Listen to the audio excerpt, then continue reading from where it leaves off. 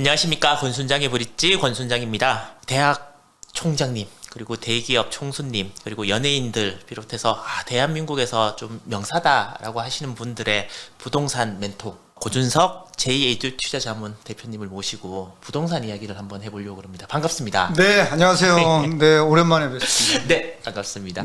최근에 네. 책을 부동산 재벌들이라는 책을 쓰셨던데 보통 이런 책들은 부동산이 화랑일 때 나오면 책이 잘 팔리는 거 아닌가요? 아, 그렇죠. 이게 뭐든지 주식 책도 그렇고요. 네네. 부동산 책도 그렇고 좋을 때, 시장이 장이 좋을 때 나오면은 이게 이제 많이 팔리고 좋습니다. 네. 네. 근데 그러면 대표님께서는 장이 좋다고 생각하시고 이 시기에 출판을 하신 건가요? 아니면 네. 아니다, 이거는 시장에 상관없이 꼭 뭐 언제든지 필요한 거기 때문에 시기에 상관없이 내야 되겠다라고 네. 생각하셔서 내시게 된 건가요? 저는 제목이 이제 부동산 재벌들이잖아요. 근데 이 부동산 재벌들이 경매를 통해서 부동산 재벌들이 되는 사람들 이야기예요.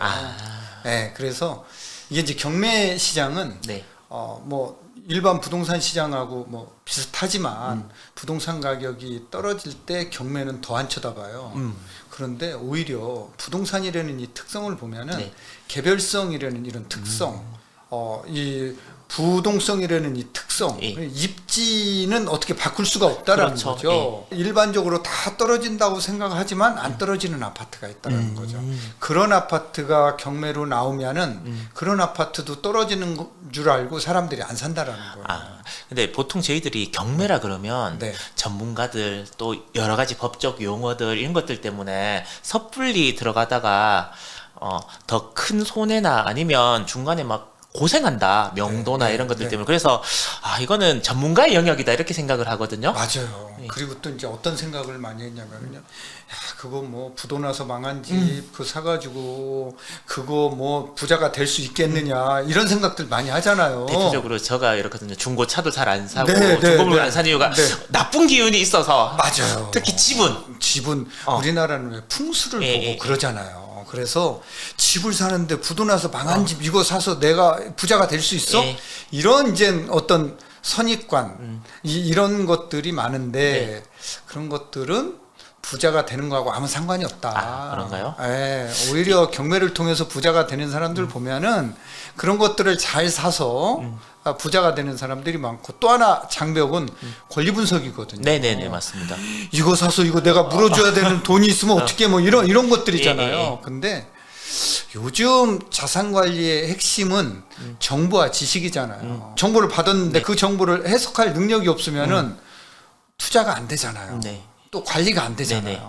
그래서 이제 정보는 우리가 한계가 있고 정보를 취득하는데 네네. 그러면은 그러한 어떤 정보를 해석하거나 그 한계를 커버할 수 있는 게 바로 지식이잖아요. 네네. 예, 공부를 함으로써 그 정보를 커버하고 해석을 할 수 있는 능력.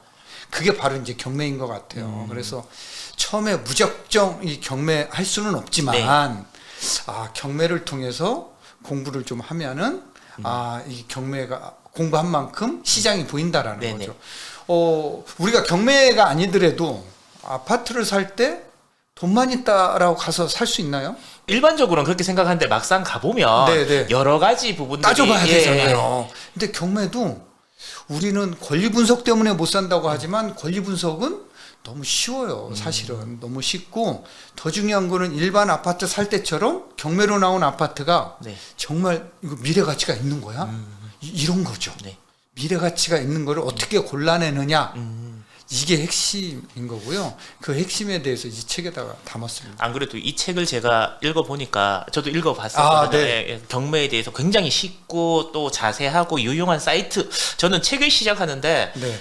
경매를 할 때 유용한 사이트나 이런 것도 보통 제일 뒤에 오는데 네, 제일 네. 앞에 이렇게 있어서 와 되게 특이하다라는 네. 생각을 하면서 봤는데 저도 몰랐던 부분들도 알게 되고 그랬습니다. 근데 이 책에서 대표님께서 이렇게 경매를 할 때 경매 공부는 해야 되는데 제일 중요하게 생각해야 되는 게 어떤 건지 꼭 얘기하고 싶었던 부분들이 있으십니까? 제가 이제 경매를 망설이는 분들 되게 많잖아요. 네네. 할까 말까 경매를 하면 돈 번다는데 돈 벌었다는 사람도 있네. 네. 근데 되게 망설여지거든요. 예, 예. 그게 뭐냐면은 권리 분석이라는 거거든요. 네. 권리 분석의 벽을 이거 나는 못 넘을 것 같아. 이런 생각 때문에 그러는데 경매의 핵심은 조금 전에도 말씀드렸지만 권리 분석이 아니라 예. 권리 분석이 아니라 미래 가치를 어떻게 보느냐다라는 거. 그러니까 이런 거예요. 권리 분석을 잘해서 싸게 건물을 샀는데 아파트를 샀는데 이게 안 올라가면은 산 가격에서 안 올라가면 이거 뭐하러 사냐는 얘기죠. 산 가격에서 올라가야죠. 그래서 싸게 사는 것도 되게 좋은데 자 미래 가치를 보는 눈을 갖지 않으면은 올라가는 거가 안 보인다라는 거예요. 지금보다 앞으로가 훨씬 더 값어치가 있는 물건인가? 그렇죠. 네, 그런 게 중요하죠. 이 책을 보면 알 수 있나요? 알 수 있죠. 이 책에 다 담아놨죠. 그래서 물론 권리 분석에 대해서도 쉽게 네. 자세하게 설명을 해놨습니다. 그래서 이 책을 보시면은 뭐 제가 책 얘기를 너무 많이 해서 아니요, 그 뭐 처음에 이 책을 저도 경매에 관한 책을 여러 가지 봤는데 가장 쉽고 자세하게 설명이 되어 있는 것 같고 또 그 법을 또 전공을 하시고 네. 또 이제 학생들도 가르치고 하셔서 네. 그런지 그러니까 보통은 경매는 법원에서 진행을 하는 거니까 그렇죠. 법을 알아야 되는데 그런 부분에 대해서 되게 잘 정리가 되어 있는 것 같더라고요. 그러면서 제가 궁금했던 게 매수 자유 관점에서 네. 이제 고민을 해보라라고 그랬던 게 확 와닿았던 게 뭐냐면 네. 경매 공부를 하면 예를 들면 1억 주고 사면 이 1억을 뭐 은행이 갖고 가고 그다음에 여기 지금 임대 사시는 분이 갖고 가고 몇 대 몇이고 꼭 그 시험 공부하듯이 네, 해야 맞습니다. 되는데 네, 야, 네.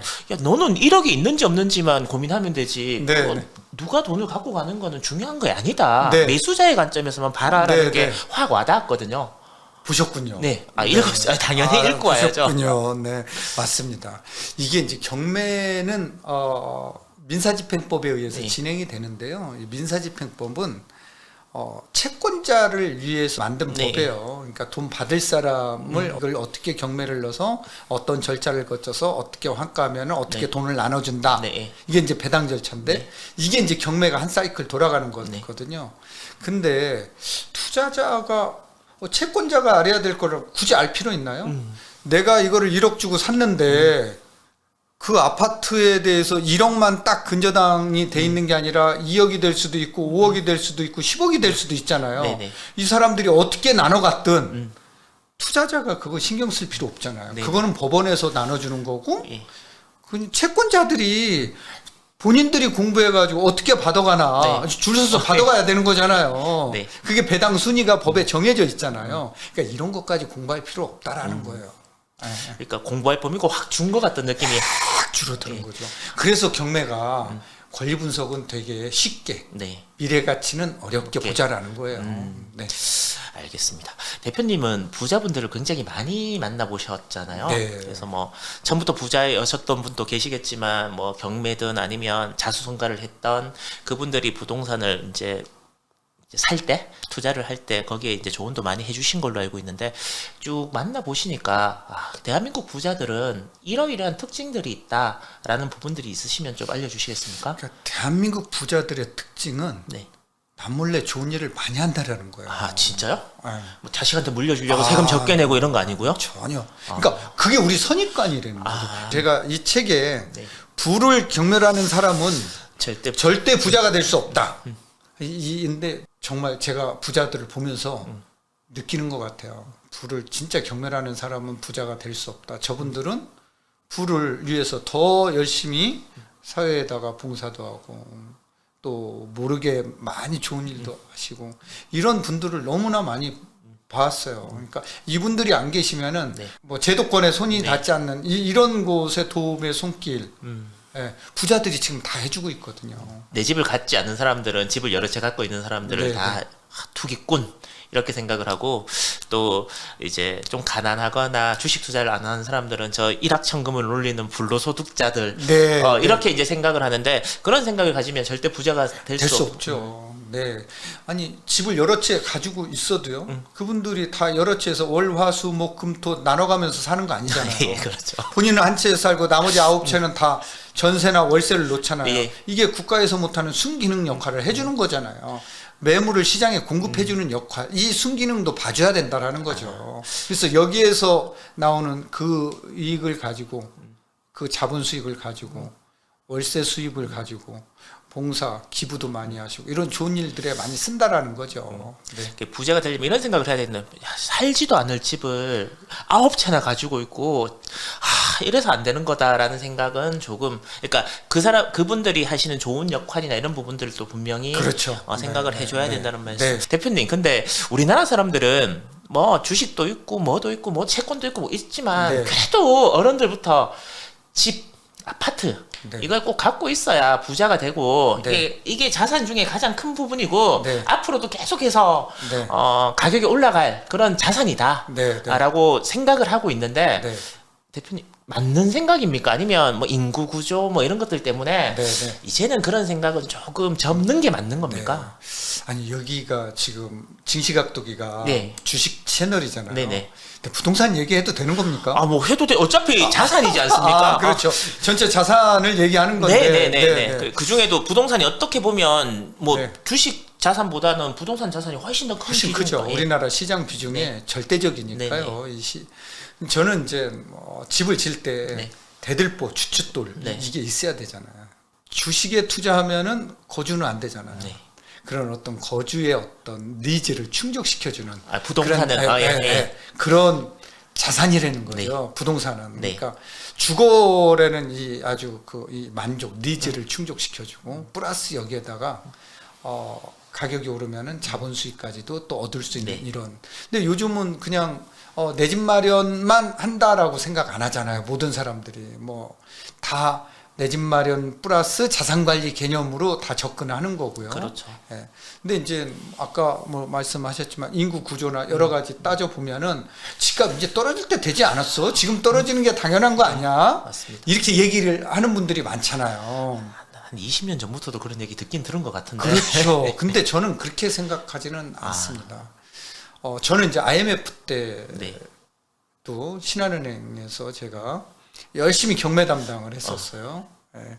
그때 또 금융위기 때는 2008년도죠. 네. 98년도, 예. 98년도에 IMF 때, 뭐 2008년도 금융위기 때, 금융위기 때는 제가 이제 잠실에 예. 갤러리아 팰리스 지점장을 예. 하고 있었거든요. 제가 거기 지점장을 할 때, 이때 가격이 많이 떨어졌잖아요. 이때 떨어진 이유가 금리 때문에 떨어졌고 네. 이때도 예. IMF 때 혹시 주택담보대출 금리가 얼마였는지 아세요? 사실 그때 제가 고등학생이었고 정확하게 모르는데 10% 정도 넘었을 거라고 알고는 있습니다. 그때 주택담보대출 금리가 15.5%였어요. 15.5%. 지금 7% 된다고 난리 났는데. 그때 네. 근데 금융위기 때 얼마였는지 아세요? 글쎄요. 금융위기 때 7.12%였어요. 지금 5%에서 6% 사이입니다. 이제 7% 된다고 지금 난리죠. 지금 난리칠만 해요. 예. 근데 금융위기 때나 IMF 때는 원리금 분할 상환이 없었어요. 예, 맞습니다. 원금은 상환 안 하고 이자만 이자만, 냈었어요. 예. 근데 지금 원금하고 이자를 같이 내야 돼요. 그러니까 부담이 너무 되는 예. 거예요. 그래서 아우성을 칠 수밖에 없는 거죠. 그래서 이게 이제 1%포인트가 올라가면 이게 빅스텝이거든요. 예. 주택담보대출 금리가 1%씩 막 올라가면은 예. 너무나 심각한 거거든요. 그러니까 투자자들은 또 내 집 마련할 사람들은 보류하잖아. 네. 내가 대출 끼고 내 집 마련 이거 안 돼, 안 돼. 연기하잖아요. 네. 그러다 보면은 거래량은 확 줄어드는 예, 거죠. 그 가운데서 한두 건 거래되는 것들이 가격을 떨어뜨리는 거거든요. 자, 이게 대세 하락으로 보기는 어렵다라는 거예요. 그러니까 거래량이 줄지 알면서 가격이 떨어지는 거. 네. 작년하고 올해하고 거래량이 똑같다. 네. 작년에 4,600건이었는데 올해도 4,600건, 5,000건 정도 된다. 그런데 가격은 2, 3억씩 떨어진다. 이거는 대세 하락이에요. 이거는 공급에 의해서 가격이 떨어지는 거예요. 근데 지금은 IMF 때도 그렇고요. 네. 금융위기 때도 그렇고요. 지금도 공급에 의해서 가격이 떨어지는 게 아니라 뭐에 의해서 금리에 의해서 가격이 통제되고 있는 거예요. 그래서 금리는 변동성이 크잖아요. 네. 그런 가운데서 거래량이 뭐 4분의 1 토막으로 줄었기 때문에 지금은 대세 하락이 아닌 조정으로 본다라는 거죠. 그리고 또 금리가 떨어지면은 다시 실수요자들은 한 사람씩 은행에서 번호표 받아서 시장에 가서 한 채씩 사는 게 아니라 한꺼번에 시장으로 들어간다라는 거죠.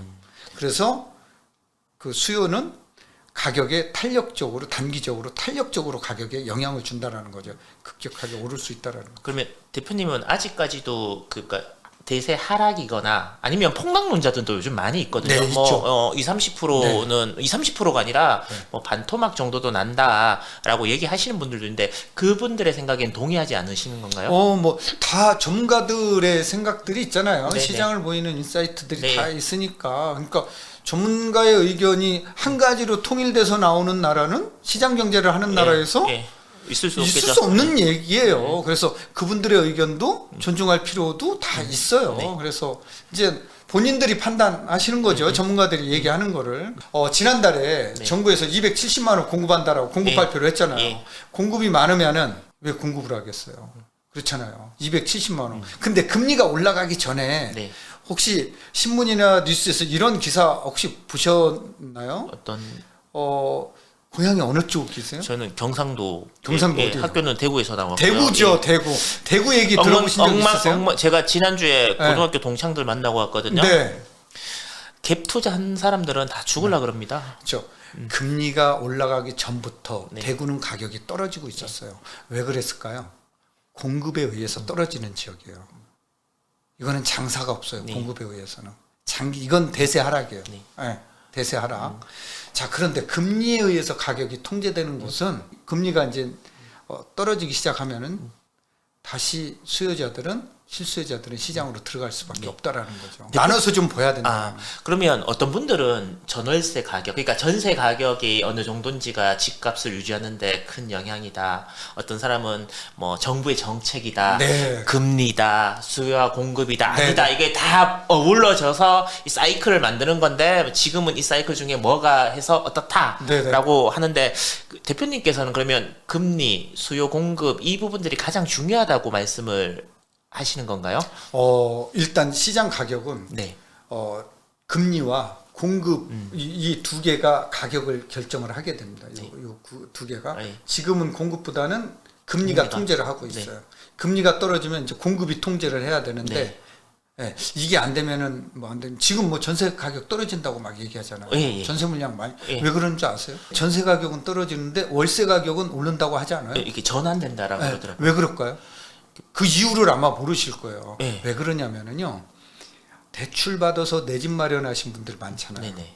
근데 그분들이 1%가 1억을 대출 받으면은 1년에 100만 원이에요. 네. 월 8만 3천 원. 네. 2억을 받으면 16만 원 네. 되겠죠?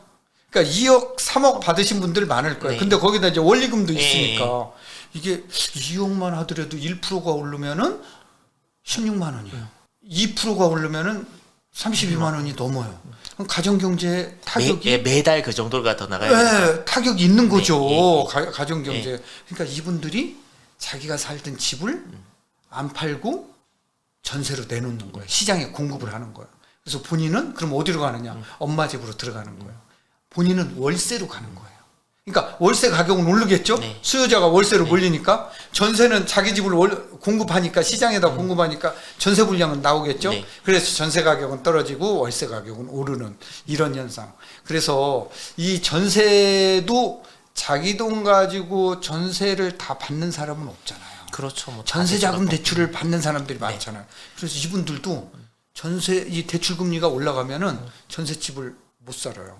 그리고 월세로 가는 거예요. 네. 그러니까 기존에 내 집 마련한 사람들이 본인이 자가로 살고 있던 사람들이 시장에 공급하고 있고요. 네. 그 전에 전세로 살고 있던 사람들이 월세로 가는 거예요. 전세집에서 못 사니까 네, 금리가 네. 올라가니까. 그래서 이런 것들은 지금 금리 때문에 이러한 현상들이 발생하고 있는 거다. 이제 전세는 월세로 전환이 되고 이런 식으로 계속 갈 거다라고 얘기를 하시던데 제가 대표님 말씀을 들어보니까 금리가 다시 낮아지거나 이러면 전세는 다시 수요는 살아나고 월세 수요는 다시 줄어들고 그렇죠. 이렇게 될 거라고 네, 말씀을 네, 하시는 네. 거죠. 정권이 바뀌면 네. 부동산 정책 풀어주고 물론 이제 지방에 있던 규제나 아니면 뭐 이렇게 그거는 이제 해지를 많이 해준 걸로 알고 있는데 네. 그거 말고 네, 네. 수도권 네, 네. 수도권을 이제 막 해주고 또 네. 세금도 많이 깎아줘서 네, 네. 부동산을 좀 이렇게 띄울 줄 알았는데 생각보다 네. 세금 부분은 말이 없고 네. 그리고 지방은 뭐 풀어줘도 안 오를 것 같으니까 안 네. 풀어주고 네.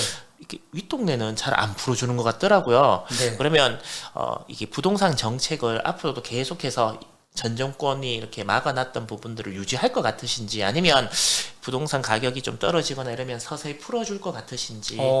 규제는 완화될 것 같아요. 그러니까 이제 그 속도가 네, 문제죠. 그렇죠.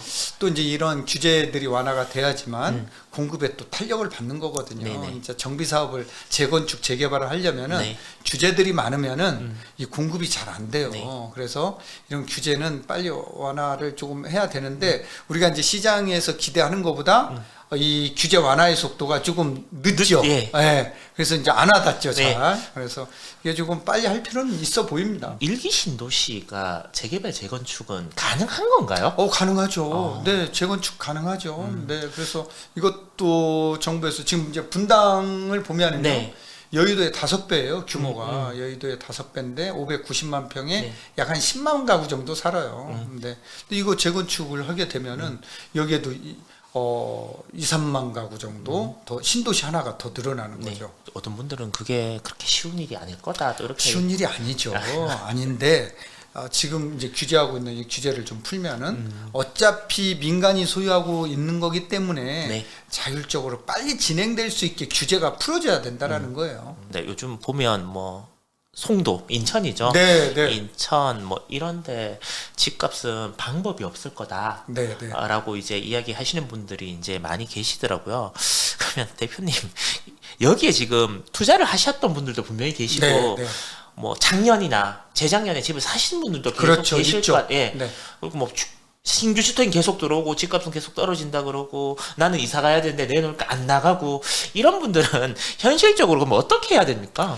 이제 IMF 때 네. 말이죠. 3억짜리 하던 압구정 현대가 1억 5천 6천까지 막 떨어졌었어요. 예. 그때 판 사람하고 안 팔고 그냥 계속 가지고 있었던 사람은 어떻게 됐을까요? 그때 IMF 때는 대세 하락이라고 다 그랬거든요. 네, 예. 그때도 금리가 통제하고 있었던 시절인데 네. 예. 어떻게 됐을까요? 인생이 달라졌겠죠. 달라졌죠. 네, 삶이. 그러니까 우리가 몇 년을 못 내다 보는 거죠. 송도라는 도시를 한번 보자는 네, 얘기예요. 송도라는 도시가 과연 지금 이렇게 조정되고 떨어지는 게 정말 대세 하락이고 회복할 수 없을 정도로 네. 더 땅 바닥을 보고 계속 떨어질 건지 아니면은 여기가 어떻게 지금 뭐 금리 인상하고 맞물려 가지고 이렇게 잠시 조정을 받는 지역인지 네. 보자라는 거죠. 송도는 수도권 신도시 중에서 굉장히 큰 데입니다. 1,500만 평 규모고요. 네.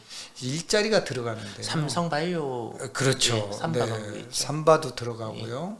또 연대 세브란스 병원 2026년 개원 예정에 있는데 거기 병상 규모가 어느 정도 되는 줄 아세요? 아니요. 그거. 1,000병상 정도 됩니다. 예. 강남에 있는 서울 성모병원 네. 거기가 병상이 1,200병상입니다. 그러면 되게 큰 병상이죠. 예. 예. 자, 이런 들어가고 또 기업들이 계속 들어가려고 하고 있고 네. 또 국제학교들이 계속 또 들어가려고 하고 있고 더 중요한 거는요. 더 중요한 거는 GTX 네. B가 남양주 마석에서요 송도까지 들어갑니다. 이게 이제 조기 착공 지금 뭐 하자라고 지금 얘기하고 있고 정부에서도 드라이브를 걸고 있잖아요. 그러니까 GTX가 조기 완공이 되면은 서울의 주택난 해소에 도움이 됩니다. 인구 분산 효과가 있으니까. 왜냐하면 송도에서 여의도까지 출근하는데 이제 25분이면 온다라는 거예요. 그러니까 별 차이 안 나거든요. 별 차이. 강북에서 강남으로 출근하는 것보다 더 빠르거든요. 오히려. 그러면은 그러한 효과가 있고 그렇게 송도라는 신도시가 그런 것들이 주거환경 뭐 신도시잖아요. 네. 말 그대로. 근데 거기에 그냥 베드타운으로서의 그런 신도시가 아니라 자족 기능을 갖춰가는 그럼으로써 주택 수요가 지금 늘어나고 있는 지역이잖아요. 그런데 지금은 기업 일자리보다도 주택이 먼저 들어가 있는 상황이에요. 네. 그러니까 이게 비슷하게 들어가야 되는데 네. 주택이 먼저 들어가 있어요. 그런 곳 중에 한 곳이 어딘지 아세요? 어디요? 평택이 그래요. 아, 맞아요, 평택이 맞아요. 주택이 먼저 들어가 있는 거예요. 삼성이 공사가 조금 늦게 진행이 돼가지고 일자리가 늦게 지금 터지고 있어요. 그 용접만 해도 얼마를 번다 뭐 이런 얘기가 그렇죠. 예. 그러니까 이게 일자리가 들어가는 지역은 인구가 늘어나는 지역은 주택 수요가 늘어날 수밖에 없어요. 그래서 5년, 10년 정도 가지고 계시면은 괜찮습니다. 네. 그 기간이 너무 길어서 문제죠. 뭐 주식은 뭐 오늘 사서 오늘 또 팔 수 있으니까. 그러니까 만약에 이제 그런 기간을 단기적으로 막 생각하시는 분들은 부동산 사시면 안 돼요. 예. 전세도 우리가 기한이 2년이잖아요. 예. 2년도 짧아서 2+2가 법에서 정해져 있잖아요. 그러니까 우리가 전세 사는 것도 4년을 보장을 네. 하고 사는 건데 네. 하물며 내 집 마련했는데 1년 살다가 2년 살다가 팔 수 있을까요? 이거는 잘못된 거예요. 부동산 확실히 긴 시간을 네, 긴 갖고 롱텀으로 보셔야 돼요. 예. 아까 방금 말씀하신 걸 들어보면 제가 학교 나온 대구는 방법이 없어. 거기 일자리도 별로 없고 인구가 줄어들어요. 인구도 줄어들고 지방에서 그런 도시들은 굉장히 앞으로도 부동산은 힘들지 않을까라는 그러니까 생각이 우리가 드는데요. 제일 중요한 건 일자리입니다. 두 번째는 관광 인프라입니다. 그러니까 일자리가 늘어나는 곳, 관광 인프라가 증가되는 네. 이런 곳에 내 집 마련을 하면은 좋다라는 거죠. 이런 걸 보고. 근데 이제 묻지마 투자 이거 안 된다라는 거예요. 인구가 줄어드는 곳에 안 된다라는 거예요. 대구에서도 살기 좋은 곳이 있잖아요. 이런 곳에는 집값이 안 떨어져요. 예, 이런 곳은. 근데 부산도 마찬가지고요. 이런 곳이 한두 곳이 있어요. 네. 어느 도시에나 동네 다 올라가는 게 아니라는 거죠. 다 떨어지는 게 아니라는 거죠. 그러니까 우리가 이런 거를 간과하지 말자라는 거죠. 그러면 이제 지방 얘기를 했으니까 서울에 강남에 집을 사놓으면 뭐 압구정 현대 아파트를 사놓으면 그거는 뭐 꾸준하게 앞으로도 계속 오를 수 있는 건 맞는 건가요? 아까도 얘기했지만 개별성, 부동성 움직일 수 없어요. 네. 부동산은 생산의 부증성, 생산해낼 수도 없어요. 기계처럼 찍어낼 수도 네. 없어요. 그러니까 그 자리가 갖고 있는 그 위치의 특성의 가치는 다른 거하고 맞바꿀 수 없다라는 거죠. 그러니까 예를 들어서 강남의 어떤 지역 네. 그 지역하고는 못 바꾼다라는 거죠. 또 그 지역의 인프라는 다른 지역에다 어떻게 만들 수가 없다라는 거죠. 그런 것들이 가격에 영향을 주기 때문에 그래서 가격이 비싼 거거든요. 예. 그래서 어디에다가 아파트를 지면은 어디 다 똑같지는 않아요. 그러니까 서울의 아파트 가격이 오른다라고 해서 지방도 오르는 게 아니라 지방이 떨어진다라고 해서 서울이 떨어지는 게 아니다라는 거고요. 네. 강북이 떨어진다라고 해서 강남도 떨어지거나 강남이 오른다라고 해서 강북이 오르는 건 아니다라는 거예요. 강북 중에서도 오르는 데가 있고 떨어지는 데, 강남도 떨어지는 데 오르는 데가 분명히 존재한다라는 거죠. 이런 게 미래 가치거든요. 아파트를 산다라고 그랬을 네. 때 좋은 아파트 뭐 이렇게 사놓으면 앞으로도 계속해서 올라갈 아파트 우리 보통 보면 그래 지하철이 가깝고 초등학교나 중학교를 품고 있고 네, 네. 세대 수가 많고 네. 뭐 저도 이 정도까지는 이제 네, 네. 알고 야 이런 집 사놓으면 그건 무조건 오르나? 네, 네. 이렇게 생각을 하는데 네. 혹시 제가 알고 있는 것에서 틀린 게 있다면 말씀해 주시고 또 네. 조금 더 깊게 아니면 조금 더 디테일하게 네, 네. 한번 요런 것까지도 한번 고민을 해보라는 게 있으면 좀 알려주시겠습니까? 뭐 제일 중요한 거는 교육 환경인 것 같아요. 뭐 중계동은 사실은 학군도 좋고 학원가가 되게 잘 돼 있기로 유명한 지역이잖아요. 그래서 그 지역에서 노원구 일대에서 중계동의 집값이 가장 비싼 이유거든요. 예. 그다음 이제 편의시설 주변에 이제 종합병원이 있느냐, 대형 마트나 대형 백화점이나 그다음에 뭐 교통환경, 지하철이 몇 대가 다니느냐. 2호선, 3호선, 5호선 뭐 이렇게 교차하는 지역이냐, 2호선만 다니느냐, 1호선만 다니 이런 게 이제 중요해진다라는 거죠. 그 다음에 이제 뭐 한강 둔치라든가, 뭐 양재천이라든가, 용산공원이라든가 이런 이제 주변에 공원이 있으면은 집값에 분명히 영향을 준다라는 거죠. 이런 게 이제 거시적인 지표고, 자 이런 게 잘 돼 있는데도 나홀로 아파트는 안 된다라는 거죠. 왜냐하면은 규모의 경제 때문에 네. 입주민들이 편의시설을 커뮤니티라고 하죠. 예, 예. 맞습니다. 아파트 단지 내에 수영장, 헬스장, 뭐 골프 연습장. 네, 예. 뭐 다 있잖아요. 그런 것들을 입주민들이 무료로 이용하려면은 관리비에서 n분의 1이잖아요. 예, 그러면 입주민이 작으면은 그런 시설을 운영할 수가 없잖아요. 그래서 그런 어떤 커뮤니티 시설을 꼼꼼하게 봐야 되고요. 또 요즘은 중요한 게 주차 대수입니다. 네, 그래서 이제 이런 것들을 다 아우러져서 판단해서 미래 가치를 보셔야 될 겁니다.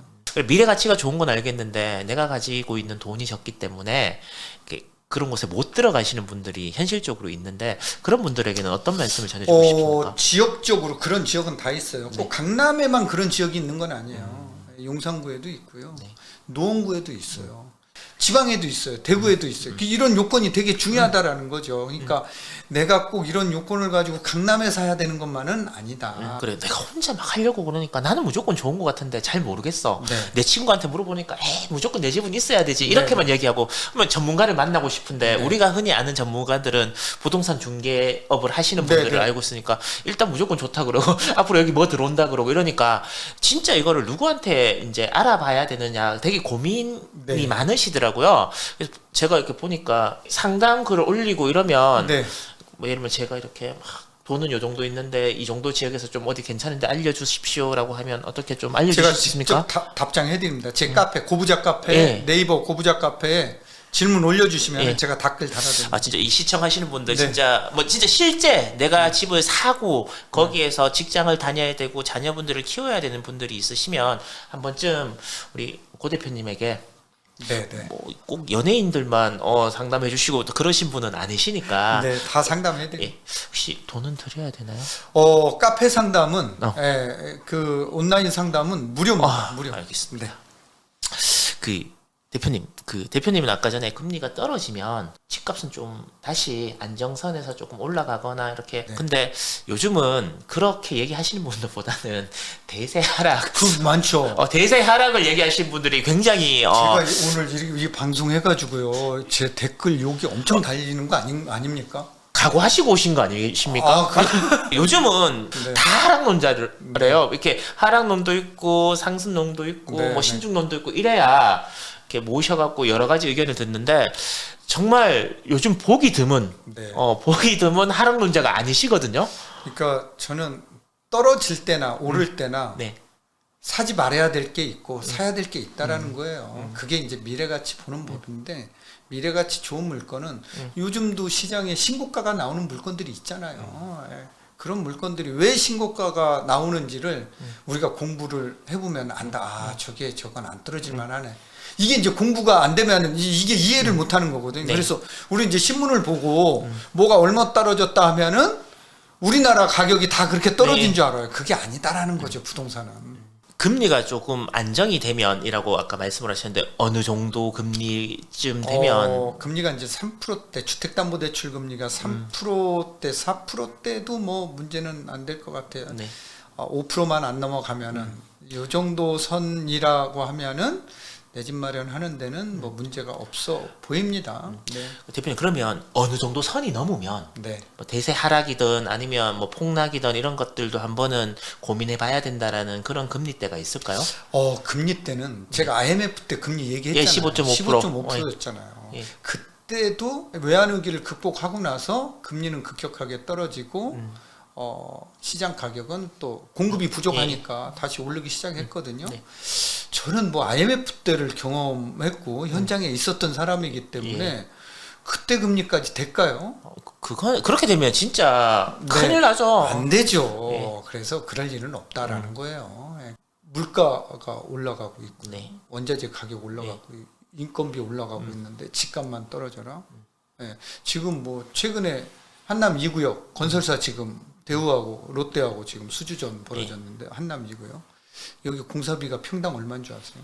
아니요, 모르겠습니다. 800만 원 수준대요. 760만 원, 800만 원 수준대. 평치인데 엄청 오른 거죠. 엄청 오른 거죠. 공사비가 그 정도면 공사비. 예. 그러면 분양가는 도대체 얼마가 돼야 되나요? 그러니까 이게 집값이 떨어지는 게 맞지는 않다라는 거예요. 제가 이제 뭐 IMF나 금융위기 지금 현재를 경험하고 있지만 과거의 두 번의 경험으로 봐서는 금리가 시장을 통제하고 있기 때문에 지금은 대세 하락이 아니고 조정이다. 네. 그리고 이때 지금 시장을 우리는 매수자 우위 시장이라고 얘기하는데 네. 이러한 매수자 우위 시장에서 매수자가 정말 경매로 내 집 마련하기 좋은 시절이다. 이렇게 얘기하고 싶습니다. 오히려 실제 그 자가에 거주하실 분들은 한 번쯤은 뭐 경매가 됐던 아니면 금매가 됐던 이런 네. 걸로 해서 한번 그래도 적극적으로 알아보는 그런 시점이다. 아마 이런 시기에 내 집 마련하라고 하는 사람은 저뿐이 없을 거예요. 지금 그래서 제가 한 번 더 확인을 하고 있습니다. 그럴 거예요. 아. 네. 그러니까 미래 가치가 중요하다는 거예요. 원래보다 내년이 더 떨어질 거라는 생각은 떨어질 수 있는데 네. 떨어진다라고 다 떨어지는 게 아니라고 제가 예, 말씀드려요. 안 예. 떨어지는 게 있어요. 예, 오히려 지금 서울 수색동에 경매물건 나온 게 있어요. 59제곱미터 18평 전용 면적. 근데 지난 4월 달에 법원 경매 감정가가 네. 7억 2천인데 네. 지금 시세가 7억 8천이에요. 이게 사람들이 떨어지는 줄 알고 안 사가지고 4억 6천까지 떨어졌어요. 지금 시장에서 7억 8천짜리예요. 그러니까 지난 4월보다 지금 가격은 떨어져야 되잖아요. 6억대 뭐 5억대로 떨어져야 네. 되죠. 근데 시장 가격은 시세 보면은 지금 7억 8천으로 나와 있어요. 그러니까 이런 것들을 보라라는 거예요. 요즘 저도 PF 이런 건 잘 모르는데 신문 보면 뭐 PF 금리가 갑자기 많이 올라가 갖고 뭐 대출이 등단돼서 공사가 무마되고 그러니까 없어져 버리고 네네네. 뭐 이런 얘기들이 이제 네네. 많이 들리거든요. 야, 이게 나중에 또 큰 문제가 되는 거 아닌가 이런 생각을 이제 할 수도 있는데 대표님은 그래도 부동산 쪽에 관련돼서 많은 부분들을 이제 들으시니까 정말 PF 대출 이런 것들이 안 돼서 건설 계획이 어그러지고 이런 경우들이 발생하고 있나요? 있을 수 있죠. 왜냐하면은 PF 대출은 담보가 아니라 현금 흐름을 보고 대출해 주는 거예요. 즉 현금 흐름이라는 것은 네. 분양성을 보고 해주는 거예요. 그 아파트를 짓는데 재개발을 하는데 은행에서 증권회사에서 돈을 빌려준다. 네.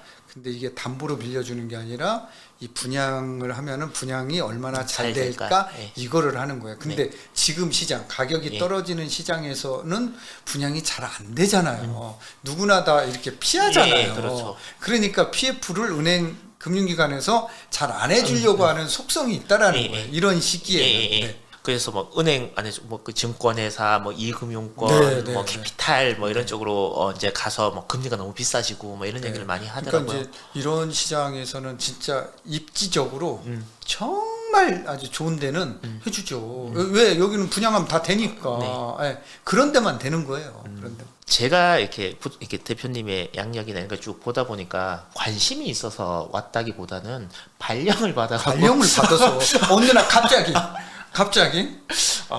그랬습니다. 맞아요. 발령을 받아서 이제 가셨다 보면 뭐 저 같으면 그럴 것 같아요. 내가 여기 왜 왔지 이러면서 저도 그랬어요. 예. 내가 여기를 왜 왔지?